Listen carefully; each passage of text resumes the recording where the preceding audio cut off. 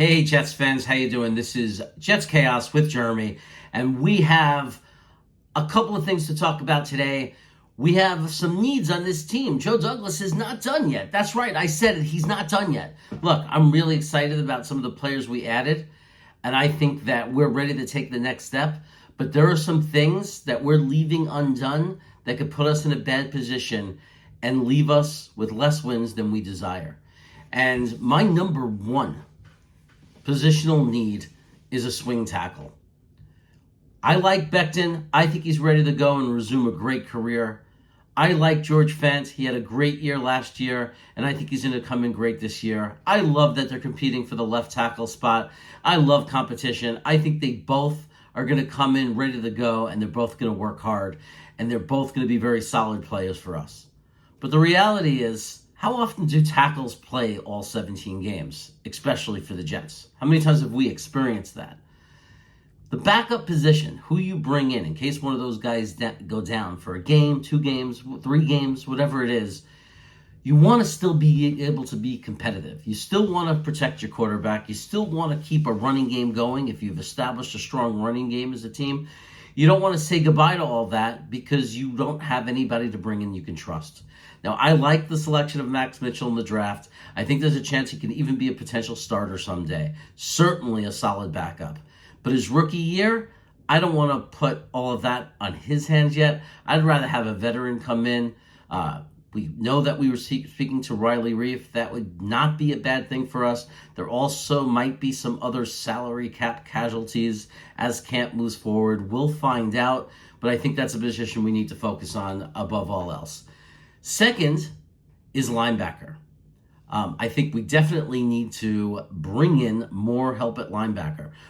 Now, some might argue that with C.J. Mosley and an improved Quincy Williams, we can fill the other spots with a mix of either Sherwood or Nasaldine or a mix of other guys, whoever makes the roster based on the roster battle. We even got an undrafted free agent, DQ Thomas. But the reality is, what happens if C.J. Mosley goes down, if he gets hurt? He hasn't played a full season in quite some time. So we have to assume there's a strong possibility that C.J. Mosley is not always going to be there. What do we do in that situation? See, we need to bring somebody in. We've already spoken to Quan Alexander, and again, there will be cap casualties. Joe Douglas has successfully left us with some cap flexibility, so that's an area we can improve as well.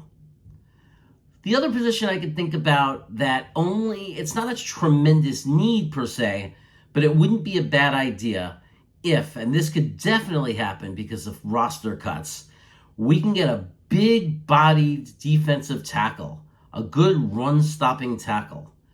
Now, how does this happen? Again, salary. Teams need to trim down their salary, cut down to go under the cap, or they want to put money somewhere else, and they are strong in the defensive tackle position, and they let go of somebody who might not be the greatest athlete or the greatest pass-rushing defensive tackle from the inside, but they might be a big-body defensive tackle that can really help us defensively. So I wouldn't mind seeing that. I don't think it's as much of a need as a swing tackle or a linebacker, but I would put it above safety, and it would make it my third need, the third need that I would put down. And then some people might say safety. I think we're going to be okay at safety. I feel a little bit better if we had some depth. I feel a little bit better if LaMarcus Joyner has played the position in the past 3 years, which he really hasn't. But I think that we have a lot of guys that are able to fill the role. Ashton Davis is a guy who can still grow and improve. I know some people don't like him. Some people like him. It's kind of mixed. We're going to see what the team thinks about him. But as a reserve safety, to have him ready to come in, to have him on the bench is not such a bad thing. Jason Pinnock, he's had a very small sample at the position, but he did a great job. He did really well in the sample that we saw of him. So we have to see how he comes along. Obviously, Whitehead, LaMarcus Joyner will start the season. So it feels like we're in okay shape. Look, if by some freak reason somebody very, very talented was to become available, we can always fill that hole. But I don't think it's nearly as big a hole as other positions on our team.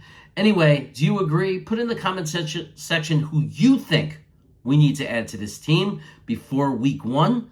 What position and why? Put it in the comments. And if you think I'm crazy, tell me I'm crazy. If you think I have an egghead, you're right, I do. Anyway, hit this little guy right here, and that will get you to other videos and other stuffs in my playlist.